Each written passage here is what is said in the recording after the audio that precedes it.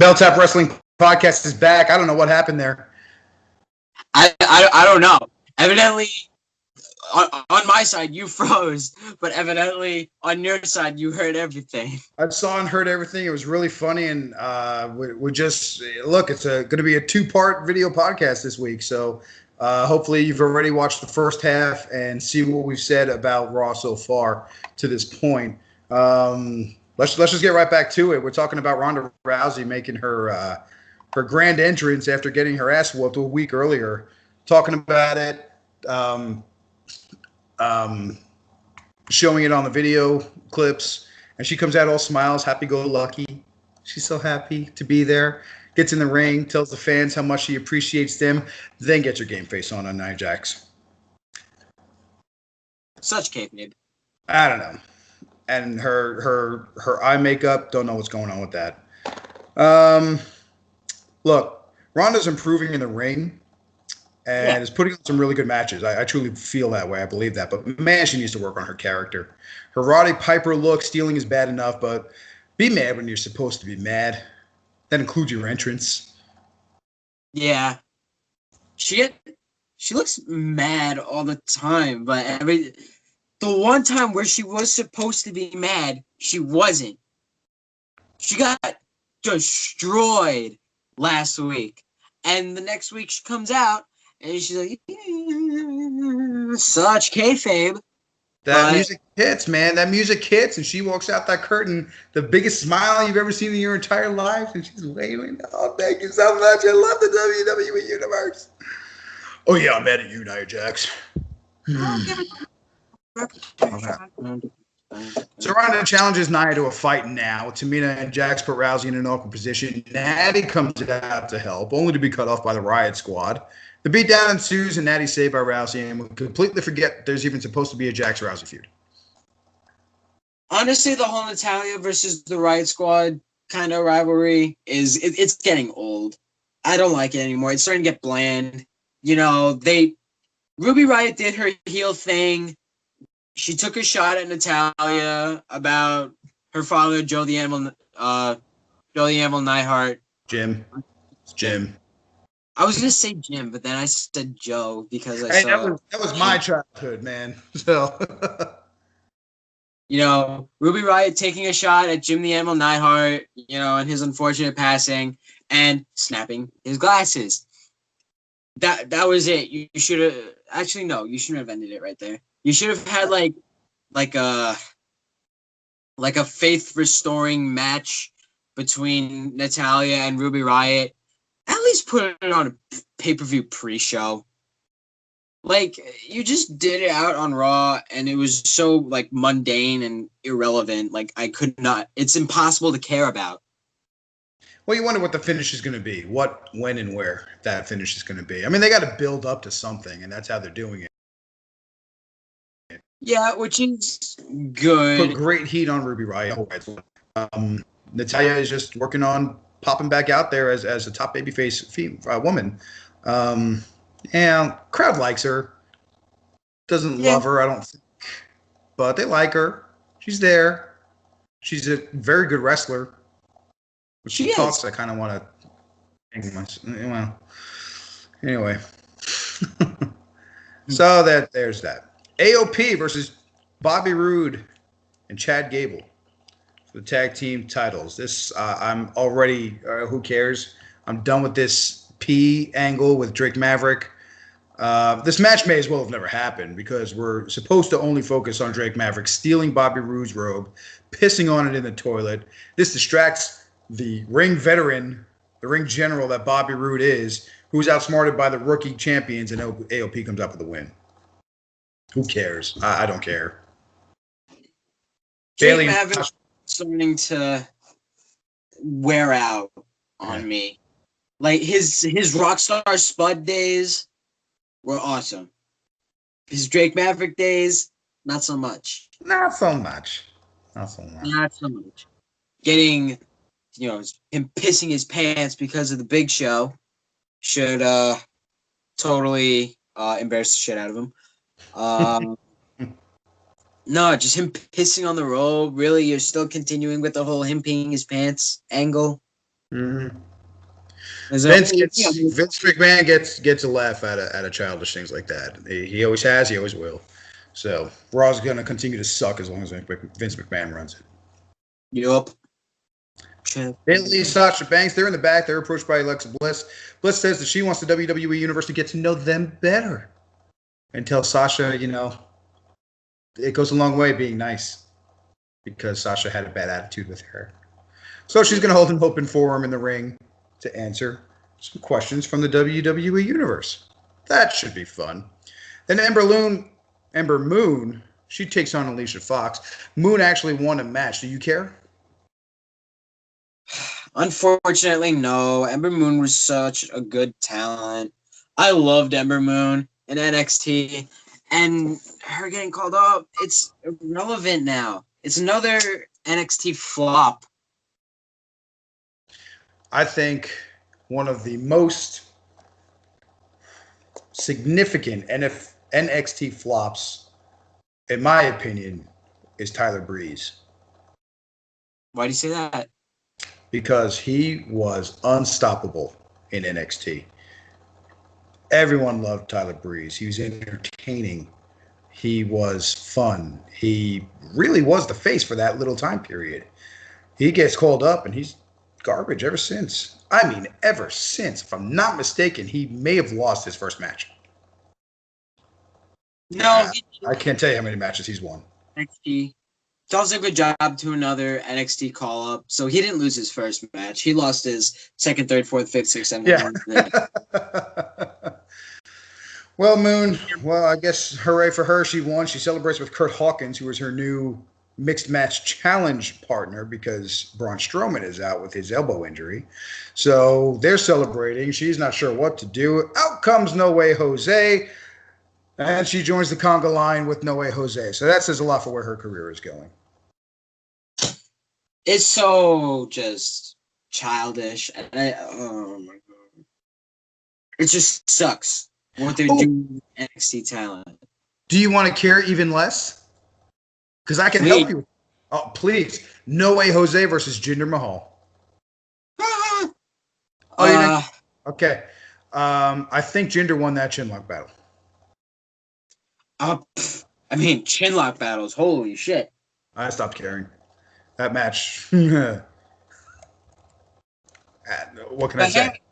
Jinder Mahal got his, maybe your fourth win on Raw ever since being superstar shake up to Raw. Mm-hmm. This man is a former WWE champion. Why that ever happened? I don't know, but well, Seth Rollins, the Intercontinental Title Open Challenge is entered by Dolph Ziggler. So we get to see this match for the 473rd time. Couldn't we put somebody else out there with him? Look, they put on a great match every time. Every time. These guys are extremely talented. But I'm done seeing it. I get where you're coming from, but they put on good matches. Yeah. Isn't that their job to entertain? Are you still entertained by the same match? In a way, yeah.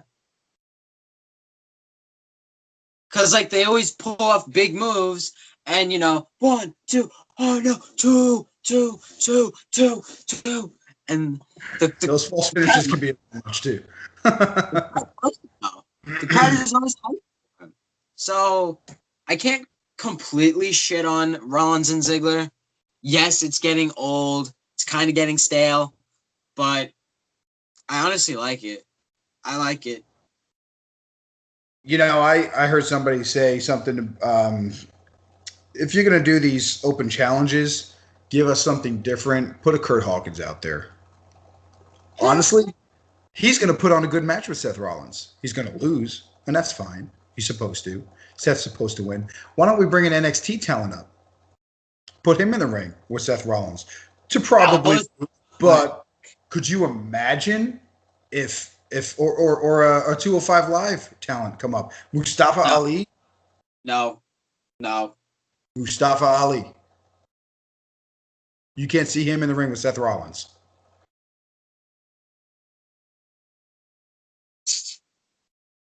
I just have to think about that one. I just tell you what, you remember a guy named Kevin Owens coming up answering John Cena's challenge?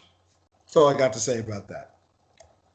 Alexa Bliss, she leads the forum for Banks and Bailey. God, this was awful. What else is new? This entire segment was such an awkward waste of time entertaining only by Alexa Bliss's good looks. Unbelievable. They plant somebody in the crowd. While answering Banks and Bailey, they're attacked from behind by Alicia Fox, Mickie James, and Dana Brooke. I'm sorry. I didn't...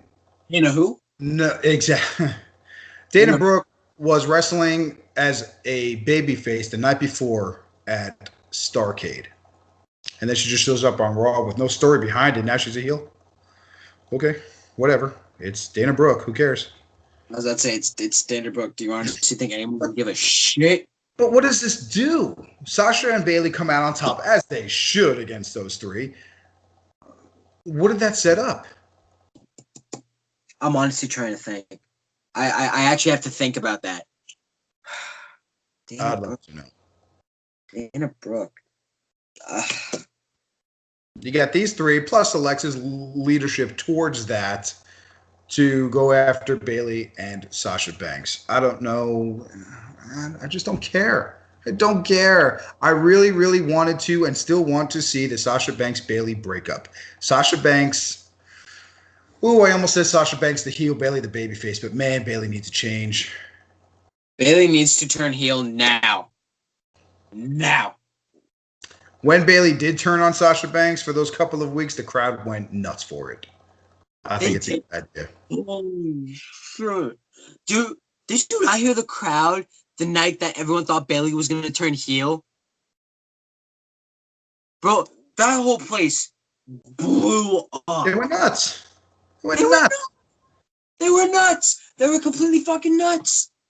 They want to see something good. Bailey has not been good. I don't want to say since she got called up, but I mean, she's so who cares at this point? She's so who cares? Unfortunately, Sasha Banks is there too, and she is way too talented for that. They need to find a way to split them up.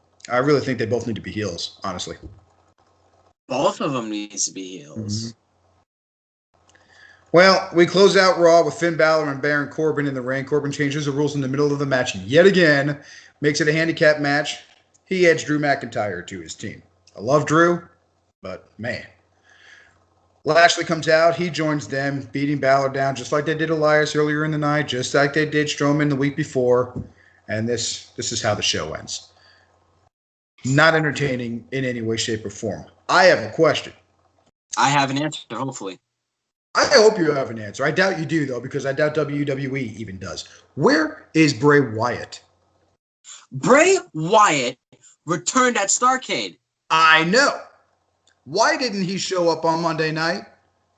Because at Starrcade, Bray Wyatt showed up and rolled up Baron Corbin for a pin. Where was he Monday night? The Fireflies want to know. Dead. I don't know. That's my heel. I don't know. But honestly, the whole Balor and Corbin trio thing, the match was okay for a Monday Night Raw. It was okay. It wasn't terrible, but it wasn't terrible until he decided to start throwing his weight around again. It just gets tired and old, and it's boring to me. They're not Vince McMahon of the Attitude Era. Look, I am not a fan of lengthy heel authority figures. Vince McMahon in the Attitude Era being the exception to that rule. And that was awesome. But even then, to a point, there were times I went, oh, God, enough already. Yeah. Enough. Yet, I don't know. That was Monday Night Raw. Total shit. Waste of time. Smackdown, that came to you on Tuesday, the 27th of November, live from Minneapolis, Minnesota. It opens up, Paige in the ring, introducing the man, champ. Let's play Becky. Becky Lynch. She comes down. She announces she's back. She's back in action. She calls Charlotte Flair out to the ring. Charlotte comes with her new heelish attitude. They take some jabs back and forth at each other and announce for a match against each other, a tables, ladders, and chairs match at TLC. Holy cow. That's going to be incredible. I can't wait for that match. It should close the show. Agreed. It should close the show. And they'll probably have, probably Styles and Daniel Bryan opening the show. Having a major title open the show. It's not like they haven't done it in the past, year or so. Mm-hmm. Well, have you ever noticed that? Have you ever noticed that ever since AJ Styles won the WWE Championship, it has not main evented like that many pay-per-views? I think you know why? Because that belt is on SmackDown, and SmackDown is Raw's bitch. Raw is Vince's baby. Raw will always prevail, as was evident by Survivor Series. Raw is SmackDown's bitch. I can't say in reality, yes. I can't say that after Survivor Series, though. That's the booking. You put that kind of thing in Triple H's hands, you're going to see a SmackDown victory. The ratings for SmackDown, the matches on SmackDown, the storylines on SmackDown, the action, the drama. The athlete. SmackDown should be taken a lot more seriously than it is. Well, we get this awesome match announcement. Mandy Rose comes out with Sonya Deville, Zelina Vega, and the Iconics, who say they're insulted when Paige remarked that they lack desire. And only Charlotte Flair shows that desire. And they say they would have done the same thing to Ronda Rousey at Survivor Series had they been given the chance, but they keep getting looked over. Enter Naomi, Carmella, Lana, and Asuka. Naomi says she actually agrees, and she's right. They get looked over. It's the same people over and over. But I also agree with Paige in that, I mean, come on. You're talking about Charlotte Flair and Becky Lynch. How did you not have them in the main event picture? Add to it Asuka. Add to it maybe Naomi. No. Pretty much ends there, though. I say maybe, but it pretty much ends there. You had me, and then you lost me at Naomi. I said maybe Naomi. And that's really it. I mean, they have talented people on there, and I think in the future, Sonya Deville is going to be in that conversation too, just not yet. But I'm really, really, I don't disagree with Paige. At the same time, yes, they get looked over. So I see both sides of the coin. So does Paige. She concedes, and that she's now seeing passion from the rest of them that came out. So we're going to have a battle royal later in the night, and the winner of that battle royal joins Becky Lynch and Charlotte Flair in that tables, ladders, and chairs match, making it a triple threat. As if the match wasn't already going to be good enough, Asuka is added to the match. Well, now we didn't get to the battle royal yet, but you're right. Asuka wins that battle royal. She's in. What a match that's going to be. Well, we didn't get to it yet, but holy shit, that match! Yeah, Becky Lynch, Charlotte, TLC. It's going to be good. It's going to be. I agree. At least it better be good. The Usos take on the Bar in a non-title match, and of course it's non-title because that's when the Usos are going to win because they don't get the belts for some reason. Prior to this match, though, we see a pre-recorded thing where Big Show turns on the Bar. Turn number 576. Yeah. 77. Yeah. Pretty good match for the two teams. The Usos win. Cesaro took the fall to Jimmy Uso. Nothing really to write home about other than probably sets up a TLC match between the two teams, and maybe the Usos will get the titles back. I would not mind seeing that. No, they're good teams. Tag team division on SmackDown is pretty decent. It is. It very much is indeed. But, again, where's Sanity? I wasn't a big fan of Sanity in NXT to begin with. I'm not big on Sanity. They're not terrible, but they don't do a whole lot for me personally. Yeah. They're that tag team that Vince McMahon will keep in his back pocket in case of an emergency. Like the Ascension. No. Ascension? Who's the Ascension? Let's not even put him in my pocket. Let's put him in the trash. Let's burn them. Let's completely disregard them. Who's this Ascension? Yeah. Well, we go to the back. We go to the back and we see one of the normal tag teams, as they should be a normal tag team. It's the New Day. They're in the back talking to the Miz. Now, the New Day is watching last week's tag match that the Miz had with Shane McMahon. Miz gets pinned by a local nobody in that match. Miz thinks that they're watching the Marine 6. Nope, they're not. They're watching the match. They start laughing because he gets pinned by the no-name. They remind Miz that their team is the only victory that SmackDown had at Survivor Series. And Miz says that their match didn't even count. WWE would sure like you to believe that, wouldn't they? Totally. But that was an entertaining segment. I really liked it. I agree. It was great. I thoroughly liked it. The New Day is hilarious. Miz getting pissed is so funny. He's just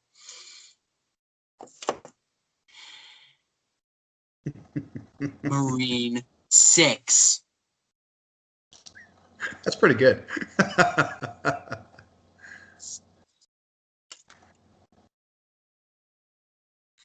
How did that boy get Maurice? How did he nab Maurice? Oh, that woman is something to look at. Anyway, entertaining segment. It was cool. Then we see AJ Styles, your basic babyface stuff. He does take a shot at Raw, though. He does. He mentions how Daniel Bryan not being there. And, he must have been watching Raw. He must have seen how they do it then and thinks it's okay to do it here. Takes a shot at Raw. Shots fired. I like it. Fired. So it was uneventful, just a basic promo. Nothing else happened out of that. Then we kind of see Nakamura taking on Rusev, but that match never happens because Nakamura just attacks Rusev. We don't get a match. They're making Rusev look like such a bitch. I feel to understand it. And then it's time. What? Was that a sneeze? No, I coughed. Oh, either way, bless you. Thank you. This is why I drink water while I'm doing. When I talk a lot, my throat gets tickly, so I drink some water. Healthy. Earth's most natural resource. You can get it out of a vending machine for $75. So, not too bad. Michael Cole is in the SmackDown ring, and the entire roster is on stage. We are celebrating the 20th anniversary of the Enigma himself, Jeff Hardy. And you had said something before, right? Before we started recording that you had a little story, a little memory with you. I did. They played a nice video package, and showing a lot of the highlights of his 20 years in the industry. And there was a clip from one of my favorite live moments I saw in person, one of my favorite Jeff Hardy moments that I wanted to share. This was at the Royal Rumble 2000. I was there at Madison Square Garden with your mom. We were there together and with a couple of friends. And it was a tables match. The Dudley Boys and the Hardy Boys. And there was a point that it led to the end of the match. The object of the match, put your opponent through both opponents through the table consecutively, you win the match. I think it was Devon had already been put through a table, and somebody stacked a couple of tables up on the arena floor. And somehow or another, Bubba Ray got laid out on that top table. Jeff Hardy climbs up into the crowd, stands on that balcony over the table, and there's a camera shot from behind him looking out into the arena. Cool shot. And he swantons on top of Bubba Ray Dudley onto this stack of tables, puts him through the tables, and Hardy's win.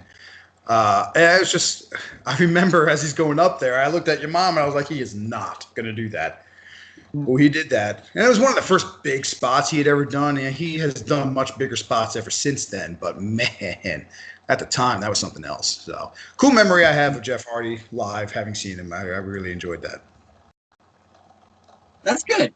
And as they were doing this 20th anniversary of Jeff Hardy, out comes Samoa Joe. What would a good tribute be without a heel shitting on it? Understandable. It's never that simple. Joe just taking shots at Jeff Hardy. Oh my God. He's like, I'd break open the champagne, but we can't do it around you because, his alcoholic abusive. Mm-hmm. A personal and touchy subject that obviously they talked about and was approved to be said before they went out there. But, man, the crowd ate it up. He got some great heat. Great heat from that comment. And he continued on with it. Kept talking about it, and he was really laying it on out to Jeff Hardy, who took it in stride. And, Hardy, he challenges him, come on down here, let's take care of this tonight. And Joe starts walking toward him, and in true heel fashion stops, turns around, walks out. Oh, it was great. I love Samoa Joe. He is an amazing heel, a great mic man. Amazeballs. Samoa Joe. Amazeballs. If he wasn't so injury prone, I could see him championship material. And I really think he'd never beat AJ Styles because of that. He's just too injury prone. Very, very much accurate. Yes. Yes. Kofi Kingston took on The Miz. Good match, as I would expect. I would imagine you would expect. These guys, these are excellent wrestlers. And Kofi gets the pin after the Trouble in Paradise. I hate to think this is going nowhere. Why would you think that's going to? Well, it just doesn't seem like it has any viable future to it. You've got a tag team of 3 guys, so you're talking the Freebird rule with these guys, and they are, against one? The Miz? Is The Miz going to drag Shane into it somehow? Secret Miz Taraj reunion. Oh, please don't. Oh, God. No. Taraj. Not for me. Overall match, Kofi coming out with the W. It was a good match. I enjoyed it. I would love to see more of this somehow or another, because I think a program like this could really be golden. I really do. I think they're both entertaining. By both, I mean the New Day and the Miz. They're both very entertaining. They're good wrestlers. The Miz is really coming to his own. It's entertaining to me. I like it. What came after that? Was Randy Orton came after that. Randy Orton. This man snap. This man is on another planet. Last week, he tried to rip off the mask of Rey Mysterio, and eventually he does. Eventually, he does rip it off. Comes back next week, saying, people think I've been being disrespectful. People think I'm being offensive. Some people think I'm trying to, tarnish the legacy of Rey Mysterio. And then Rey Mysterio comes out, a little neck brace and all, gets the shit beat out of him again. Can I back up just half a step for you? He came out neck brace, and what was the look on his face? He looked pissed. What was that? He looked pissed. He was. He was so pissed. And he didn't come out kissing babies and putting his head against kids wearing his Rey Mysterio mask and doing his regular entrance. He came out, he glared down right into Randy Orton's eyes, pissed off, shooting daggers at him. Ronda Rousey, take notes from Rey Mysterio. That is how you get pissed at somebody. But yes, then Rey Mysterio gets his neck brace taken off, gets the shit beat out of him. Typical big up-and-coming heel. Actually, I shouldn't say up-and-coming. There ain't nothing up-and-coming about him. He is at the... Whoop. Yeah, I was about to say, there's nothing really up-and-coming about it, but more veteran turning heel. It was... action. Yeah. And, it was really what it should have been. Orton got the upper hand very quickly, ripped the neck brace off, tried to rip the mask off. Ray gets a little bit of action in, Of course, neck brace is off. Now he's getting some offense. He forgets he has a neck injury. But not one, but two 619s, and they look nice. Ray grabs a chair from ringside, but Orton catches him, and then he finally gets separated by officials. Man, probably my favorite segment of the show. Either that or a close second with the New Day thing. That was just funny as fuck. I love the New Day. Yeah, it was fun. They're great segments for two polar opposite reasons. I know, but oh my god, Randy Orton with this new sadistic side to him. Not really new, but just this more sadistic side to him. I'm really starting to like Randy Orton. Yeah, I like this Randy Orton very much. Very much. We see the Miz again. Miz is funny. He's funny. He's backstage. Shane McMahon is backstage, and there is the trophy of the WWE World Cup. Shane is the best in the world. Miz calls the World Cup trophy their child. This is our baby. This is our child. It was so funny. I had to pause the DVR so that I could laugh and not miss anything. It was hysterical. He calls he and Shane the best parents in the world, and that makes them family. So start acting like it. I lost it. I love it. I just destroyed my tissue box. I'm gonna cry. Now I hope you don't have to blow your nose anytime soon. I hope I don't either. All right, SmackDown closes out with the Women's Battle Royal. God, are the Iconics just horrible? The Iconics are trash. We're bloody amazing talents, eh? Yes, I can't listen to it.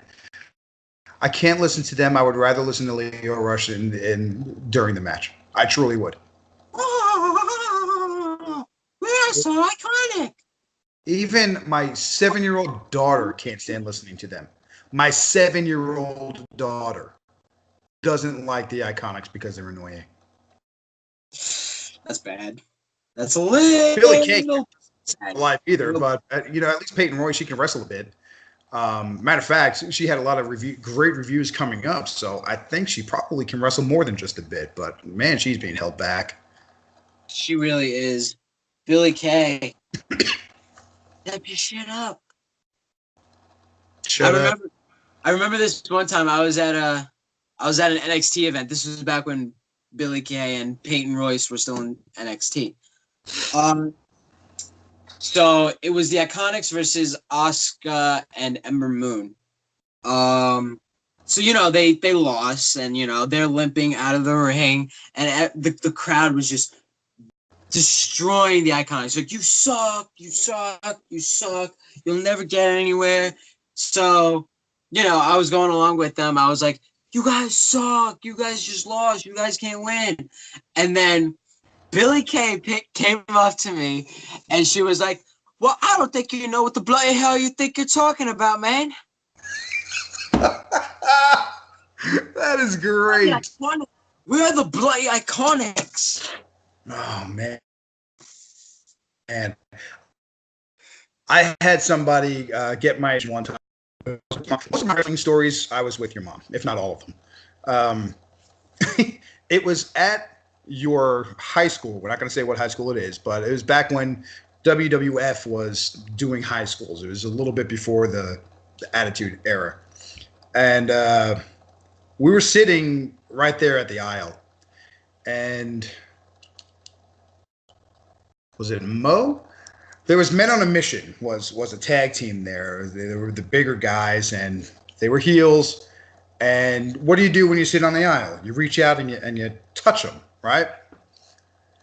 This guy healed me and just did one of these, stared me down, and dude, I kid you not, I backed up. I was like, oh shit. Oh shit. Another time that it wasn't directed at me, like Mo was directed at me, but my favorite story of all time, and I believe you know the story. I'm sure or your mother have told you this. She and I are sitting in basically the front row in the corner. The announce tables are to the right of us, and they're right over there. This particular show, for some reason, there was a lot of through the crowd entrance, and they came right by us every time. The Undertaker came through. There was a group called the Kamikaze Club who came through us, and the Nation of Domination came by us. The Nation of Domination led by The Rock, who at the time was the Intercontinental Champion. So here comes the Nation. They're coming through. They were the first ones to come through the crowd. And I looked at your mother and I said, oh, crap, they're coming by us. How cool is that? So they're coming, they're to our right, and The Rock has the Intercontinental Championship strapped over his right shoulder. So if I, for some reason, decide I want to touch the belt, I don't know why. So I do. As he's coming by, I reach across, I pat the belt, and The Rock goes, get your hands off The Rock. And I fell. I like tripped over the chairs. Down goes Frazier because The Rock did this and yelled at me. I looked at your mother and I said, that is my new favorite wrestler. That is the greatest thing that has ever happened to me. So, you go to live events, and whether it's televised or not, and man, I'll tell you what, you can, depending on where you are, you can really get a cool experience. They'll interact with you. And I guess that's the point of those couple of stories. But yeah, good times. Good times. So that's how SmackDown closed with the... Continue? Yes, go. So that's how SmackDown closed out with the Women's Battle Royal, in which Asuka won. So now Asuka is joining Charlotte and Becky Lynch in a triple threat tables, ladders, and chairs match at TLC. Yes, they are. And I really enjoyed the end of that Battle Royal. You could tell, anybody who's watching could tell who the Final Four was going to be. We knew it was going to be Deville and Rose, Naomi and Asuka. I did, anyway, because I'm so smart. Who would win from there? What was anybody's guess, but you had to figure either Asuka or Naomi at that point. Because, again, I don't think Deville is quite there. Mandy is definitely not there. But they seem like they're pushing Mandy. Is what it is. I'm not sure. I am a fan of Sonya Deville. I think she is very talented. My wife was watching with me last week, 2 weeks ago, and she doesn't really watch too much. So when she does, she'll have some kind of comment as though she's seen this person for the first time ever. Sonya Deville came out, did her little thing, and she said to me, she goes, I love her. I love her look. And I agree 100%. I love her look. I think she's extremely talented. And just a little, with the right booking, I think she can really, really be great. Exactly. Sonya Deville honestly has that character, that moveset, that style, that look. But either way, Sonya Deville has it. She's just being held back. At first, she was being held back by Mandy Rose, but they're kind of on their own little thing right now. Mm-hmm. At least I think, because they're coming out to two separate entrances. But they may as well just find new music and play the Absolution video again. Oh yeah, and call themselves Absolution. Yeah. But no, Mandy is too like 2010 Divas division. She's too with more talent. She can actually wrestle. You think that? Yeah. She's not the best wrestler out there, don't get me wrong, but she's not the worst. She's better than Billie Kay. She's better than Carmella. That is a fact. It's an easy fact. She's better than Billie Kay. I think she's better than Billie Kay, Carmella, Lana, obviously. You know, she's not the worst they got out there. And she has personality. She's gorgeous. Corey Graves calls her God's greatest creation for a reason. Of course. She can talk a little bit. I think with a little bit of fine-tuning, that will improve, as will her wrestling. I think she's got some talent. Is she a game changer, face of the company in the women's division kind of person? No, I don't think so. Can Sonya get there? I think yes. I guess we'll just see what happens with them in the future. But that's SmackDown. SmackDown was good. Definitely better than Raw. Yes. So now let's move on to NXT the following day. Where were they again? That was yesterday, man. That was on the 28th. They were in San Jose, California, as opposed to Full Sail, which I liked. I know they only did it because they were in California for the Survivor Series weekend, and they filmed some stuff for the upcoming weeks. I think if it's feasible for the company, I think NXT should start doing smaller venues like that, but start traveling around for their weekly shows. Yes, I would not mind seeing that. But NXT opens up. Oni Lorcan, Danny Burch versus The Mighty. Excellent match. Excellent match.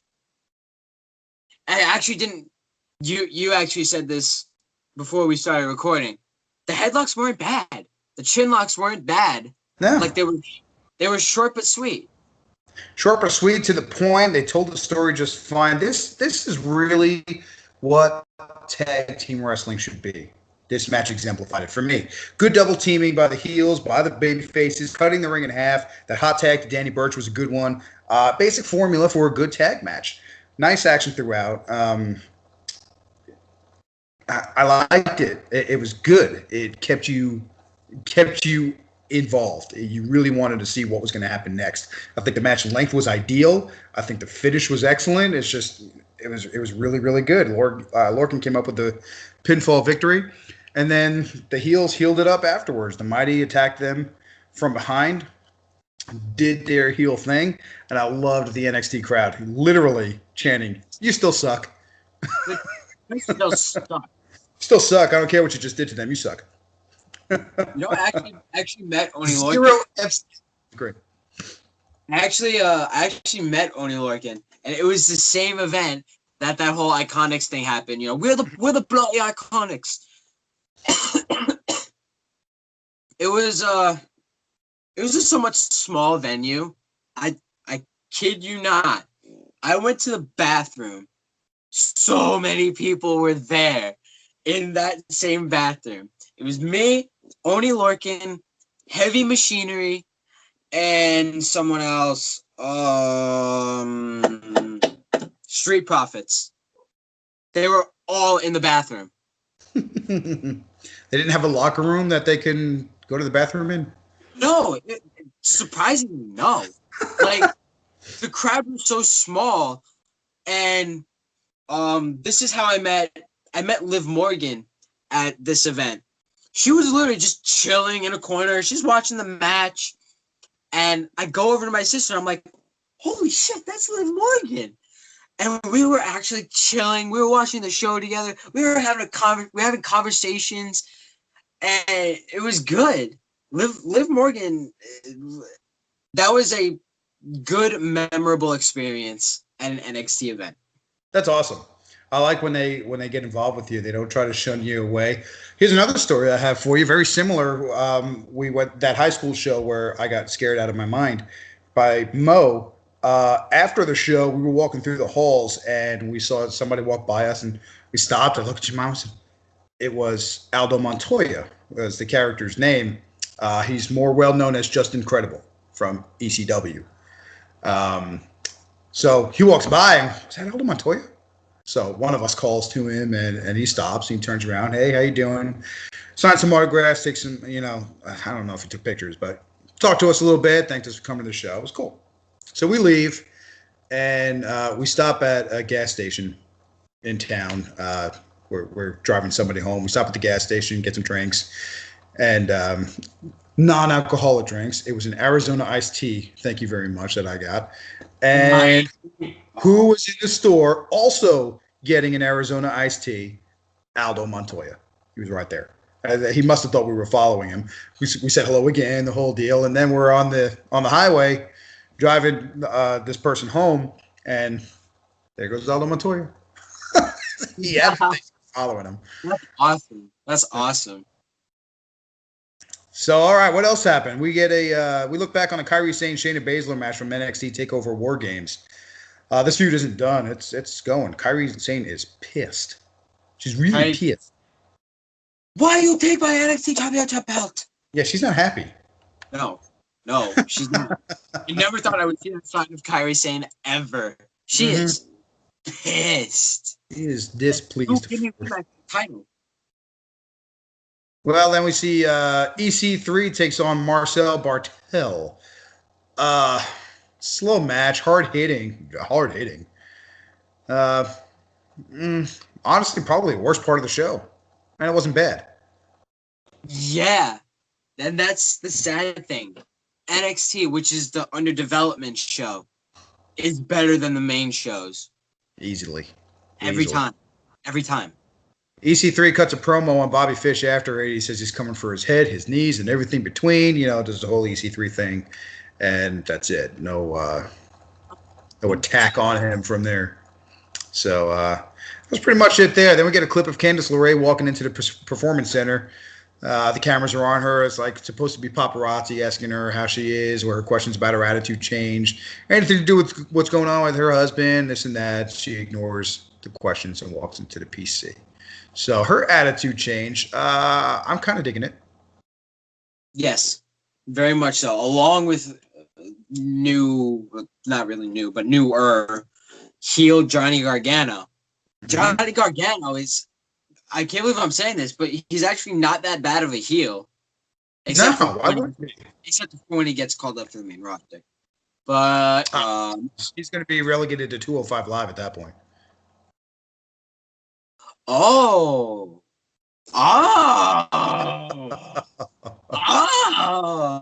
not a wonderful assignment, if we're being honest. It's better than getting lost. Yeah. We'll see what happens there. Like everything else we've been saying tonight. We'll see what happens in the future. Mia Yim, she's going to take on Vanessa Bourne. I like Mia Yim. I really do. She's talented. I like the character.